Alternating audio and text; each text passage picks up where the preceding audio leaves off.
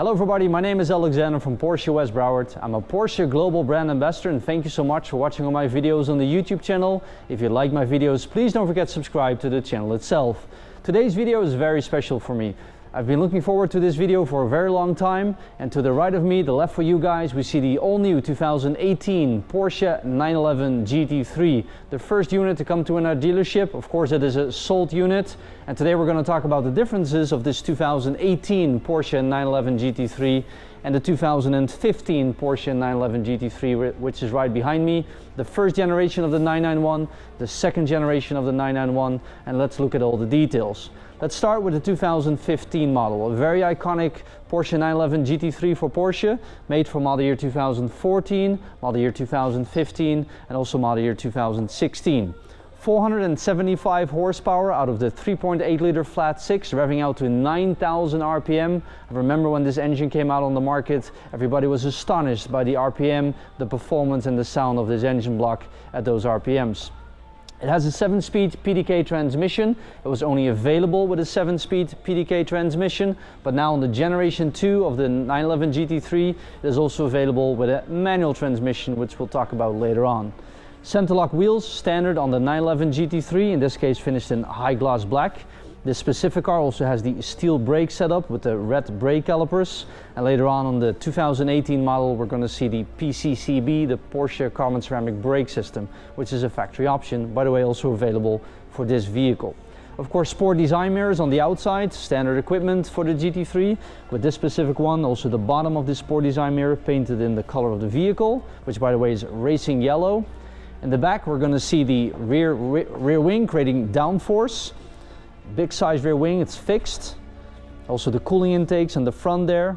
And later on when we look at the 2018 model we're going to see the differences. And then the centrally located twin tailpipe of the sport exhaust system. You can imagine the sound that this engine produces at 9,000 RPM is incredible.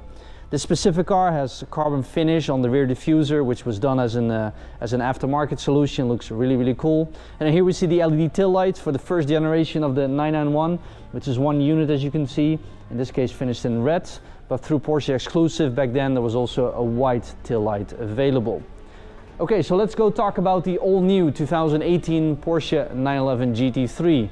In this case finished in graphite blue, which is a new color for the Porsche 911, at least for the GT3. It was already available on the 2017, the regular Carrera S and GTS model, or Turbo S, but now also coming to the 911 GT3. You can see it's the same wheel as the previous generation. This one also the center lock setup. But like I said earlier, this one has the carbon ceramic brake system and therefore the yellow brake calipers. The actual rotors and calipers are bigger than the steel brakes, and Porsche also re-engineered the brake calipers itself with different pistons inside. The suspension also has been reworked versus the first generation of the 991. It was all about creating more efficiency in both the drivetrain, the brake system and also the suspension setup, therefore automatically creating more performance. Also, we look at the front. We're going to see a very different front bumper versus the first generation. Now the vehicle does have a bigger motor, now up to 4 liter flat six at 500 horsepower versus 475, and much more mid-range torque, which was one of the things that Porsche wanted to do with this larger displacement GT3 engine. A larger motor typically also creates more heat, and therefore we see larger air intakes in the front, and also with the 991 generation 2 having sharper styling, we can see sharper lines in this front bumper. The downforce level of this second generation GT3 for the 991 is 20% more. 20%, an incredible percentage difference between the first and second generation, and the drag coefficient is actually the same between the first and second generation, which is very impressive if you see that this car has 20% more downforce. Again, we talked about the different brakes on this one.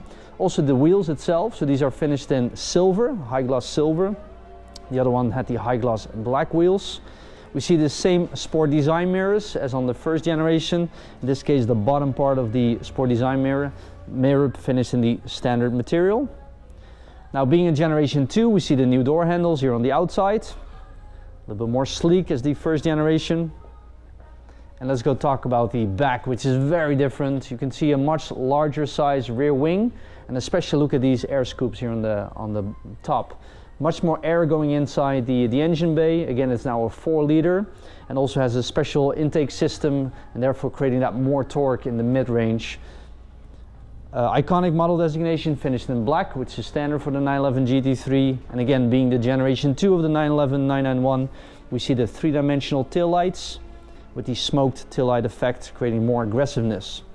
Again, a big diffuser for the back, just like the first generation, much sharper lines, just like you see in the front. The same sport exhaust system in terms of design, but what is very special also in this car is actually the custom diffuser, originally developed for the 911R, creating more downforce on the bottom of the vehicle, accelerating the air going underneath, and Porsche is now also using that on the new 911 GT3. Like I said earlier, PDK and now also manual transmission, 7-speed for the PDK and a 6-speed manual transmission for the manual transmission, I'm sorry. The same gearbox ratios, by the way, as the 911R. Let's take a quick look on the inside, where we're going to see specifically on this one the full carbon fiber bucket seats. We also see the new design steering wheel. The carbon fiber bucket seats now have this beautiful gray line on the side, which also has the GT3 name there, and then the Porsche crest on the headrest. Together, the owner has ordered the yellow seat belts, and on the steering wheel itself we can see the red 12 o'clock marker with the typical GT3 design there. Thank you so much for watching all my videos on the YouTube channel. Once again, my name is Alexander. I'm a Porsche Global Brand Ambassador here at our dealership in South Florida. Thank you so much and see you guys next time. Bye-bye.